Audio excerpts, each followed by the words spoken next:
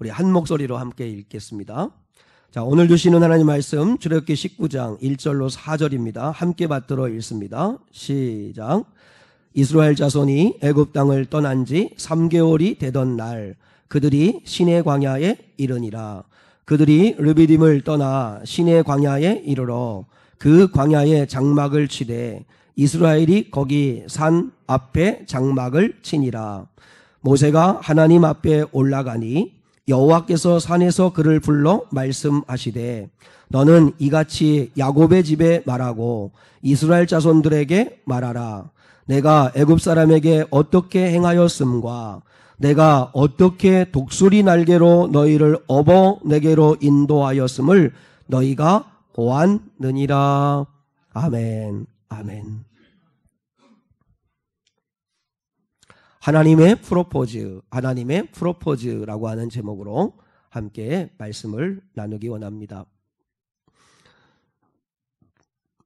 저는 지난 주일부터 수요일까지 기도원에 다녀왔는데요.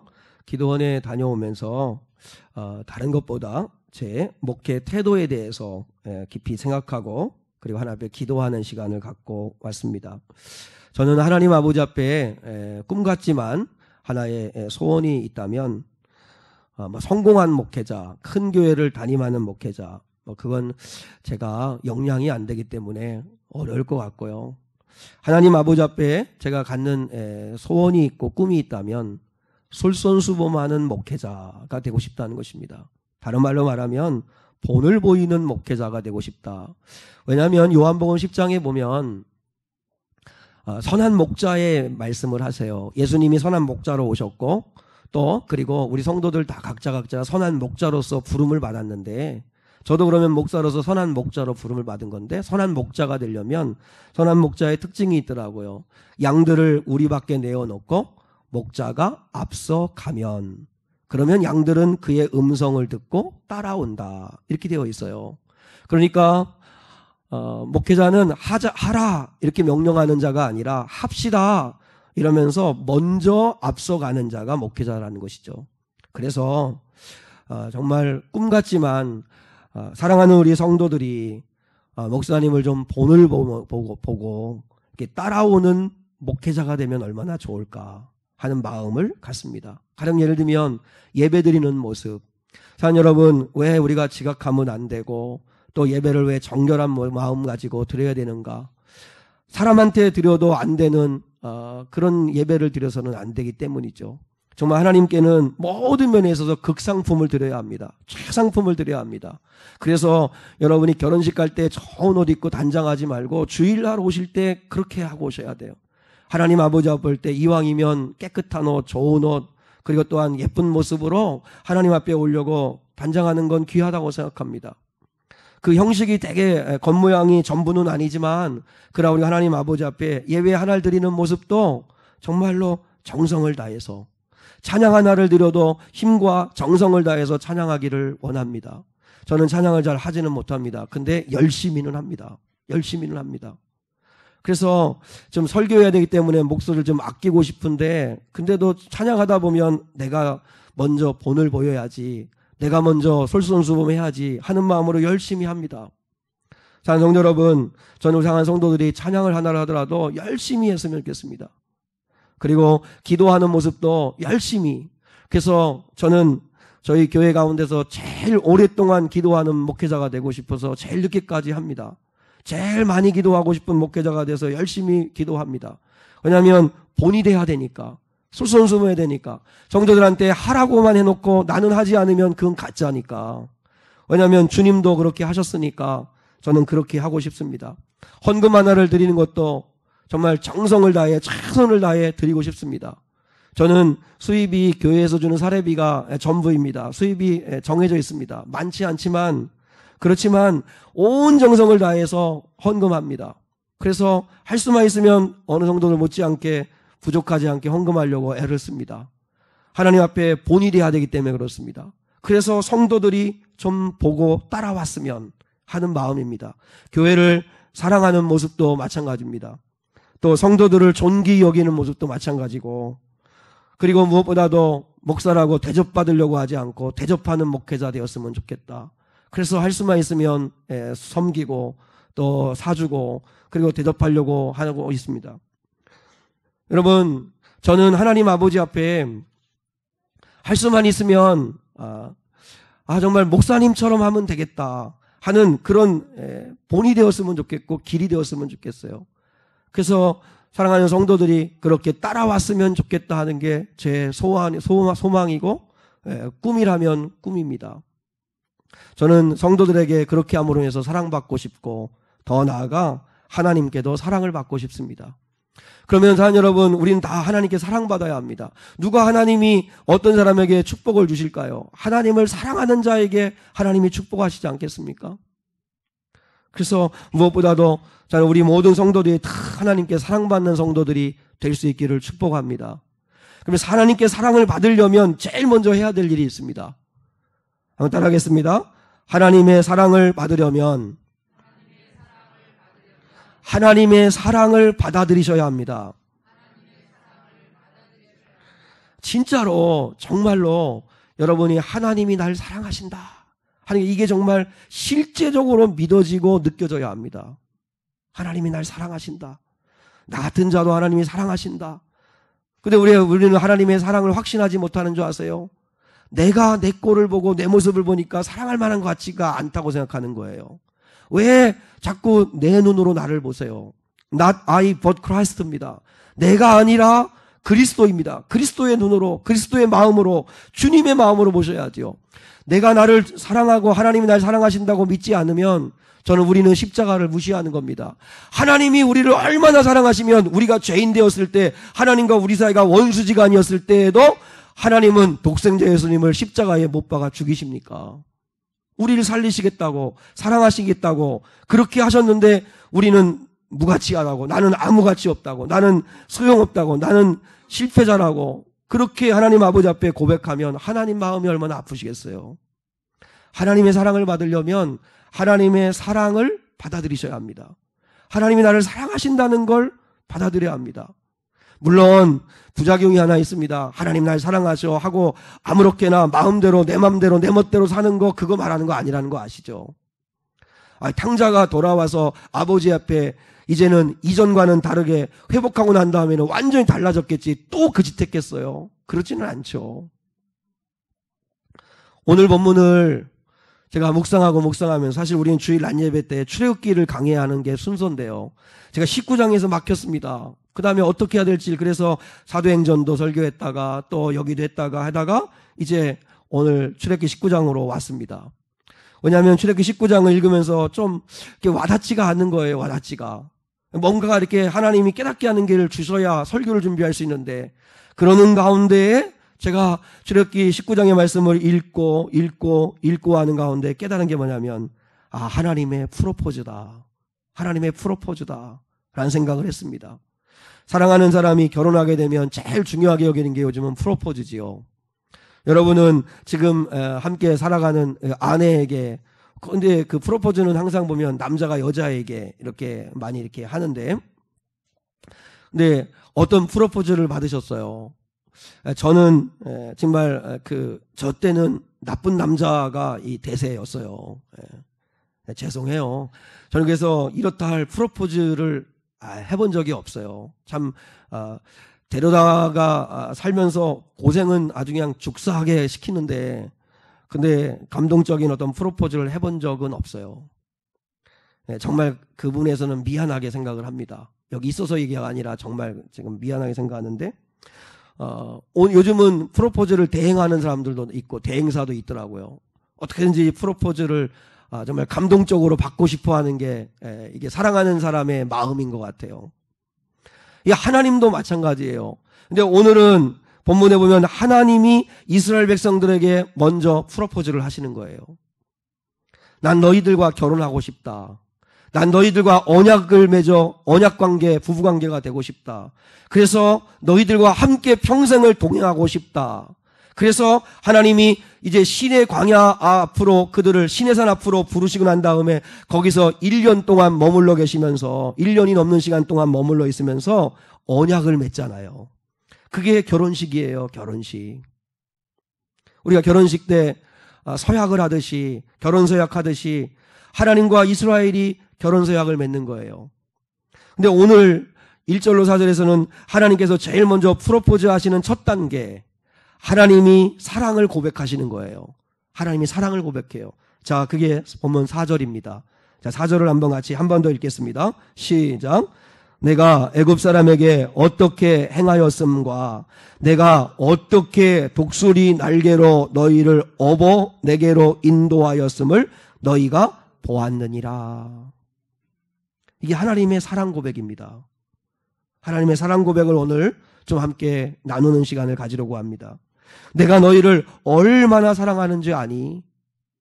나는 난 너희를 독수리 날개로 업어 인도하였다. 이렇게 하나님이 한 줄로 말씀을 하셨어요.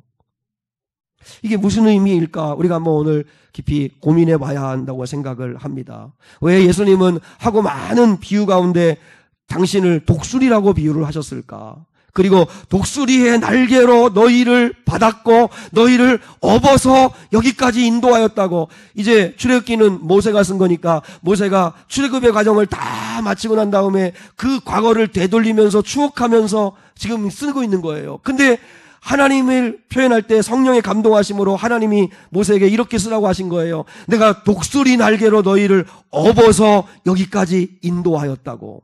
앞으로도 그렇게 하겠다고 하나님이 말씀하시는 것입니다. 왜 하나님은 독수리라고 하셨을까? 하나님 당신이 독수리시래요. 그러면 첫 번째 우리가 깨달을 게 있습니다. 너희는 닭이 아니라 독수리라는 걸 말씀하시고 싶으신 거예요. 한번 옆에 사람에게 이렇게 한번 인사하겠습니다. 당신은 닭이 아니라 독수리입니다. 믿어지세요? 여러분이 하늘의 제왕인 독수리라는 게 믿어지세요? 잘 안 믿어지죠. 내 꼴을 보니까 무슨, 나는 햇병아리 같고, 그리고 난 또 닭같이, 무슨 내가 독수리야, 이런 마음을 가질지 모르겠는데, 하나님은 내가 어미 독수리로 너희를 그 넓은 날개에 업어서 인도했다. 이렇게 말씀을 하세요. 내가 독수리라는 거예요. 여러분, 우리가 독수리인 이유가 분명히 있어요. 하나님 아버지가 독수리이기 때문이에요. 아버지가 독수리면 자녀는 참새가 아니잖아요. 또 닭이 아니잖아요. 독수리죠, 독수리. 왜 하나님이 이렇게 하셨을까? 이스라엘 백성들을 한번 생각해 보세요. 애굽에서 400년간 종살이하던 이스라엘 백성이에요. 조상 대대로 종살이했어요. 무슨 꿈이 있어요. 무슨 소망이 있어요. 무슨 미래가 있어요. 이들은요, 닭같이 살았어요. 닭장에 gat혀가지고 그저 애굽에서 그저 죽을 만큼, 아니 살 만큼, 죽지 않을 만큼 모이 주면 그거 받아먹고, 그리고 애굽의 군대에서 애굽의 그 주인들이 시키는 일하고 강제 노동하고 평생을 400년간 종살이하면서 살았던 사람들이에요. 뼛속 깊이 나는 닭이다, 이 정체의식 가지고 산 사람이에요. 그리고 혈관 깊숙이 이들은 노예 근성을 가지고 산 사람들이에요. 무슨 자유가 있었어요? 무슨 꿈을 꾸어봤겠어요? 무슨 소망이 있어봤겠어요? 아무것도 없이 닭처럼 산 사람들이에요. 때 되면 잡혀먹고 그냥 그렇게 살던 사람들이에요. 때 되면 알라면 애굽인들 좋아하고 그저 일 지키고 그저 그냥 일꾼이었고 그저 그냥 소유물이었던 그런 존재였었어요. 근데 하나님은 그들에게 말씀하시는 거예요. 너희는 닭이 아니다. 원래 너희는 독수리다. 독수리다. 믿어지지 않죠. 저도요, 사실 제가 독수리라는 게 저는 믿어지지가 않아요. 왜냐하면 독수리 같은 그런 어떤 꿈도 야성도 어떤 능력도 별로 없는 것 같아서 믿어지지 않아요. 그럼에도 불구하고 오늘 우리는 이 시간에 받아들여야 합니다. 왜냐하면 하나님 아버지가 독수리시기 때문에 우리도 독수리라는 사실을 받아들여야 합니다. 여러분, 닭은 날개가 있지만 날지 못해요. 새 같지만 날지 못해요. 그러나 독수리는 하늘을 날고 그리고 멀리 보고 꿈을 꾸고 살아가는 게 독수리예요. 하나님은 우리가 독수리처럼 살기를 원하셔서 너희를 불러내셨다는 거예요. 이 사실이 믿으셔야 돼요. 나는 부족하고 연약한데 나 같은 자가 무슨 독수리야, 그렇게 생각하지 마세요. 하나님이 그렇게 말씀하셨습니다. 그리고 하나님께서 그들을 불러내셔서 제일 먼저 광야로 인도하셨어요. 광야로. 왜 그러셨을까요? 광야는요, 사람의 힘으로는 하루도 살 수 없는 땅이에요.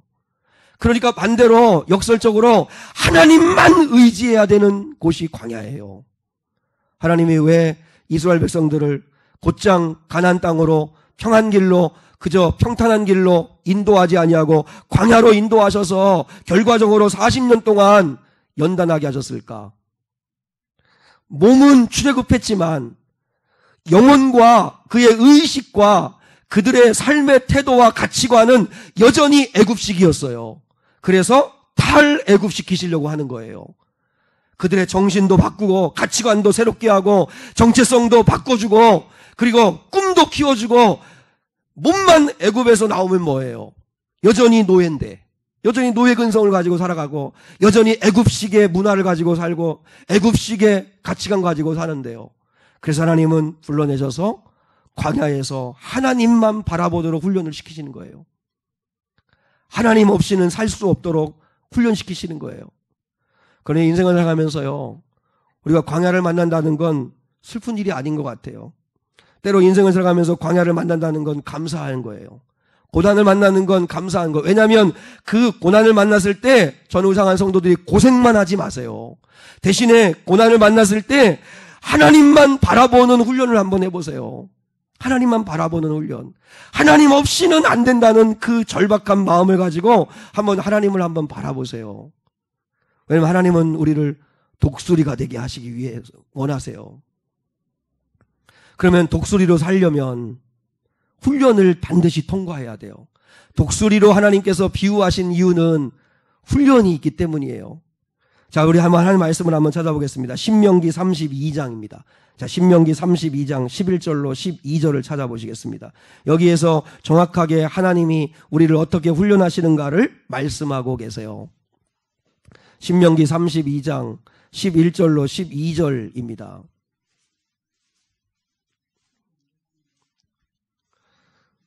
출애굽기, 레위기, 민수기, 신명기 뒤로 넘어가시면 됩니다. 아멘입니까? 자, 신명기 32장 11절로 12절 같이 읽습니다. 예배 드릴 때 거짓말하시면 안 돼요. 안 찾았고 찾은 척 하시면 안 됩니다. 다 같이 보시고 읽으셔야 합니다. 시작.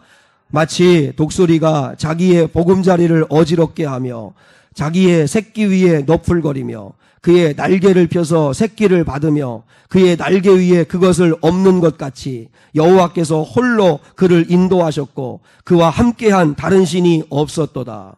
여러분 12절에 보면 하나님 홀로 하시면 돼요. 그러니까 하나님만 사랑하고 하나님만 바라보면 돼요. 하나님이 홀로 하셨다고 그래요. 홀로 하셨다. 하나님은 누구의 도움이 필요 없으신 분이세요. 그분만을 우리가 붙들어야 되는데 그분이 당신의 사랑하는 독수리 같은 저와 여러분을 어떻게 인도하시는가를 말씀하시는 거예요. 신명기 32장은요, 모세가 광야 40년 길을 다 마치고 이제 이스라엘 백성들을 가나안 땅으로 다 들여보내야 되는 그 찰나의 모압 평지에서 마지막 유언처럼 한 설교예요. 돌아봐라. 하나님이 너희를 어떻게 인도하셨는지. 세 가지를 말씀하세요. 오늘 신명기 32장에서 첫 번째, 하나님은 어떻게 인도하셨냐면 마치 독수리가 자기의 보금자리를 어지럽게 하며, 새끼일 때는 보금자리가 따뜻하고 포근하게 만들어줍니다. 이제 독수리가 이제 알을 낳기 위해서는 이제 집을 짓는데 그 깎아지는 듯한 그 절벽 위에 집을 져요. 아무도 올라올 수 없는, 손댈 수 없는 곳에 집을 짓고, 그리고 거기에 뭐 나무들, 가지들, 하여튼 여러 가지를 갖다 놓고 집을 튼튼하게 짓고 그 위에 풀을 깝니다. 그리고 이제 자신이 사냥했던 그 짐승들의 그 털들을 갖다가 깝니다. 얼마나 그 보금자리가 부드럽겠어요. 그리고 이제 알이 부화되면 4개월에서 5개월간은 어미 독수리가 계속 먹이를 먹여다 줍니다. 제일 행복할 때예요. 그 포근한 보금자리에서 엄마가 그저 물어다 주는 먹이 먹으면서 행복하게 자라는 그런 시간이에요. 근데 이 시간도 잠시 어느 정도 새끼가 자라면, 그러면 그때부터 독수리 어미가 그 보금자리를 어지럽히기를 시작한다는 거예요. 둥지 안에 있는 풀을 제거하고 부드러운 털을 다 없애버려서 도무지 둥지에 그냥 머물러 있지 못하도록 그 보금자리를 어지럽힌다는 거예요. 왜 이렇게 하나님이 우리를 인도하실까? 여러분, 신앙생활에 있어서 가장 큰 적은 안주하는 겁니다. 안주하는 거. 저는 우리 사랑하는 장로님, 권사님, 집사님들, 우리 사랑하는 우리 성도들이 나 예전에 다 해봤어. 기도도 해봤고 봉사도 해봤고 교회 건축도 내가 해봤고 다 해봤어. 그러면서 신앙이 굳어지는 겁니다. 항상 신앙은 현재형입니다. 지금 뜨거운 거야. 지금 내가 주를 뜨겁게 사랑하고 있나? 지금 주님을 사랑하는 게 최고 절정이어야 됩니다. 믿습니까? 근데 예전에 하나님이 제일 싫어하는 신앙의 적이 뭔지 아세요? 그게 여러분 안주하는 거예요. 굳어지는 거예요. 식어지는 거예요. 음식 식어지면 굳어져요. 맛도 없고 먹을 수도 없고. 그래서 하나님은 때로 고난을 통해서 안주하지 못하도록 보금자리를 흔드실 때가 있다는 거예요. 그래서 기도하지 않으면 안 되고 주님을 붙들지 않으면 안 되고 주님을 바라보지 않으면 안 되도록 하는 건 그건 축복이라는 거예요. 왜냐하면 하나님은 안주하면 죽는 거니까. 나는 우리 향한 성도들의 신앙이 안주하지 않기를 바라요. 식어지지 않아야 돼요. 절대 식어지면 안 돼요. 지금이 최절정해야 돼요. 여러분이 만약에 운명을 맞이하는 그 마지막 죽음을 맞이하는 그 마지막 순간이 가장 천국에 대한 확신이 있는 시간이 돼야 돼요. 근데 보면 다 옛날 이야기만 하세요. 박물관 신앙이에요. 맨날 옛날 이야기만 하고 옛날에 이랬다고 아니에요. 그렇지 않아요. 지금 굳어있고 죽어있다면 구원받을 수 없어요. 그리고 그 고난이 있어요. 근데 고난은 결코 나쁜 것만은 아니에요. 고난을 통해서 고생만 직사하게 하는 사람들이 있어요. 그러시면 안 돼요. 예수 믿는 사람들이나 믿지 않는 사람들이나 고난은 있어요. 근데 고난을 만났을 때 고생만 하시면 안 돼요. 고난을 통해 주님을 만나는 훈련을 하셔야 돼요. 주님을 바라보는 훈련을 하셔야 되고 주님을 붙드는 훈련을 하셔야 되고 주님으로 인하여 응답받는 훈련을 한번 해보셔야 돼요. 그러면 달라요. 두 번째 하나님이 인도하시는 방법은 자기의 새끼 위에 너풀거리며 라고 말씀하시죠. 이마 너풀거린다는 이야기는 퍼득퍼득 날개질을 한다는 뜻이에요. 뭐예요? 자기의 새끼 위에를 떠나지 아니하고 계속 지켜보고 있다는 거예요. 사랑하는 여러분, 우리가 고난을 받을 때도 우리 하나님은 절대로 우리를 떠나지 않으십니다. 하나님이 안 느껴지고 안 보이는 것 같아도 하나님은 우리와 함께하고 계십니다. 그의 날개로 퍼득거리며 당신의 새끼들을 바라보고 계시다는 거예요. 그리고 세 번째, 그의 날개를 펴서 새끼를 받으며 그의 날개 위에 그것을 없는 것 같이 인도하신다 라고 말씀하시죠. 어미 독수리가 새끼 독수리를 어떻게 훈련하지요? 이제 다 자란 그 새끼 독수리를 물고 이제 둥지에서 나오려고 하지 않는 그 새끼들을 이제 물고 하늘 높이 올라갑니다. 그리고 올라가서 사정없이 떨어뜨립니다. 그러면 새끼 독수리는 죽는다고 허우적거립니다. 날개짓을 합니다. 그래야 한 번도 날아본 적이 없으니까 역부족이죠. 그러니까 바닥으로 막 곤두박질을 칩니다. 아마 그 독수리 새끼들이 말을 할 줄 알았으면 그랬을 거예요. 엄마 미쳤어. 엄마 계모 아니야? 내 엄마 맞아? 뭐 어떻게 이럴 수 있어? 나 죽일 생각이야? 이러면서 아마 엄마한테 원망을 막 퍼부었을 겁니다. 우리가 그렇지 않아요? 때로는 하나님께서 우리에게 다 이해할 수 없지만 고난을 주시기도 하시고 어려움을 주시는데 내가 하나님을 이렇게 사랑하고 믿는데 왜 이런 고난 주십니까 하면서 우리는 다 이해하지 못하면서도 하나님 아버지 앞에 원망을 막 쏟아놓을 때가 얼마나 많습니까? 그런데요, 바닥으로 추락하는 새끼 독수리를 어느 순간 어미 독수리가 날아와서 그 2m, 3m 되는 그 날개를 쫙 펼쳐서 그 새끼를 받는다는 것입니다. 한 마리도요 독수리가 떨어져서 뇌진탕으로 죽었다는 이야기 없습니다. 어미 독수리는 정확하게 다 받아줍니다. 그리고 다시 업어서 하늘로 올라갑니다. 그리고 또 떨어뜨리고 이러기를 반복하여 무엇을 하게 하기 위함이죠? 날게 하기 위함이죠. 날게 하기 위함이죠.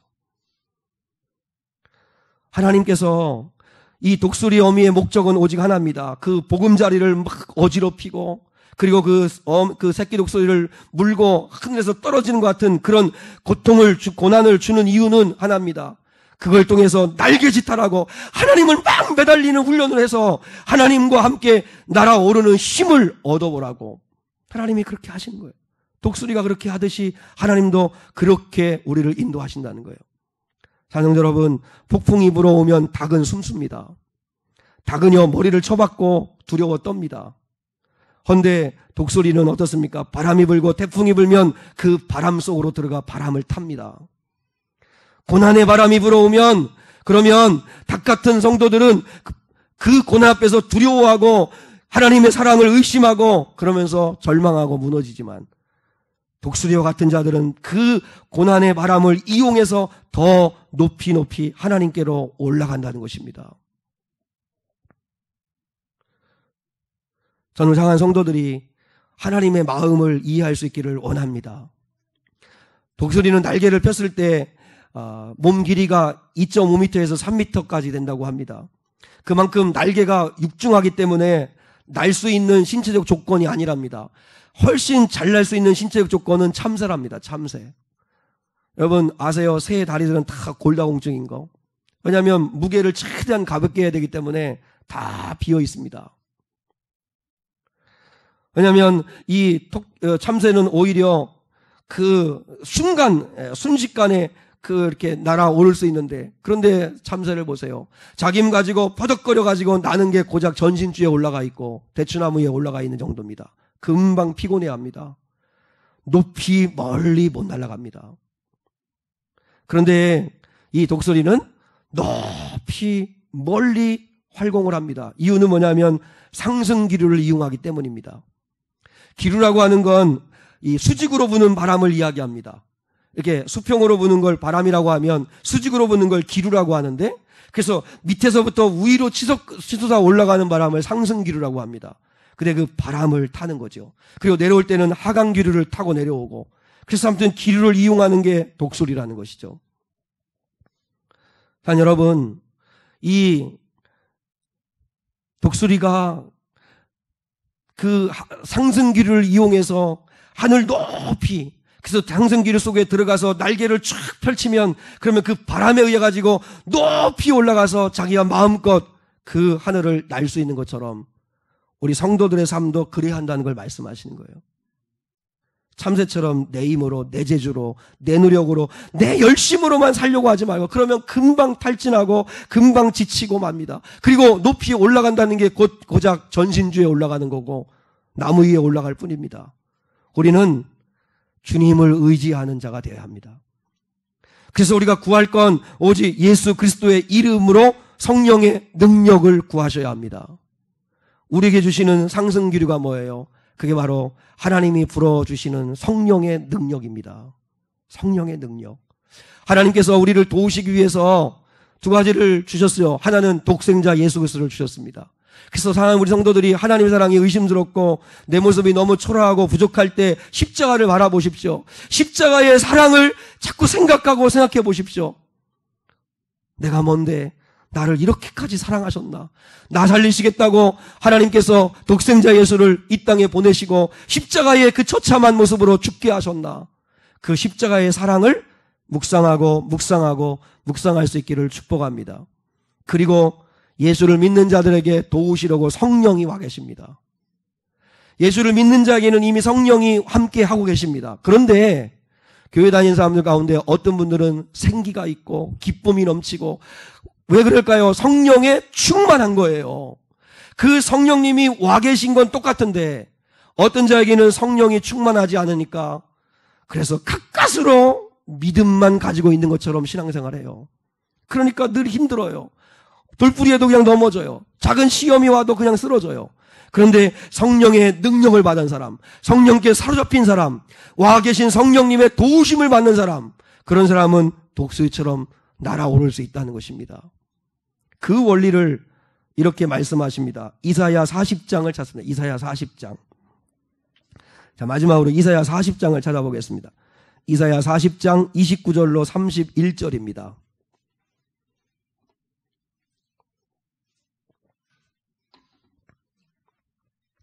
아멘이십니까? 자, 이사야 40장 29절로 31절 같이 읽습니다. 시작. 피곤한 자에게는 능력을 주시며 무능한 자에게는 힘을 더하시나니 소년이라도 피곤하며 곤비하며 장정이라도 넘어지며 쓰러지되 오직 여호와를 앙망하는 자는 새 힘을 얻으리니 독수리가 날개치며 올라감 같을 것이요 다른 박질하여도 곤비하지 아니하겠고 걸어가도 피곤하지 아니하리로다. 할렐루야. 여러분, 우리는요 새 힘을 얻어야 합니다. 새 힘. 이 새 힘은 땅에서 나오는 힘이 아닙니다. 세상 사람들이 아는 힘이 아닙니다. 이건 하늘로부터 내려오는 힘입니다. 성령이 주시는 힘입니다. 저는 성을 향한 성도들의 신앙생활하면서 이 성령이 주시는 새 힘을 얻으셔야 합니다. 새 힘. 이 힘을 얻어야 독수리가 날개치며 올라감같이 우리가 올라갈 수 있다는 것입니다. 근데 이건 누구에게만 주시는 거예요? 오직 여호와를 앙망하는 자. 앙망한다는 게 원어로는요 집착한다는 말입니다. 집착한다. 그러니까 하나님에 대한 스토커가 되세요. 다른 세상의 것에 대해서 집착하지 말고 하나님에게 대해서 집착을 해보세요. 하나님의 힘을 얻어야 된다. 하나님이 날 도우셔야 한다. 여호와에게 집착하는 자, 눈을 떼지 아니하고 뚫어져라 바라보는 집착. 그렇게 하는 자에게 새 힘을 주실 건데 그러면 독수리처럼 날아올 수 있다는 거예요. 소년이라도 장정이라도 피곤하며 넘어지는 거예요. 한번 보세요. 하나님이 얼마나 마음 아프실까. 전 여러분이 예배를 마치고 끝나고 나간 다음에 피곤해요. 죽겠어요. 이건 하나님을 여러분 우리가 모독하는 겁니다. 그러시면 안 됩니다. 성도들을 이렇게 볼 때마다 그래요. 늘 얼굴이 어두우신 분이 있고 말마다 힘들다, 어렵다, 피곤하다, 죽겠다.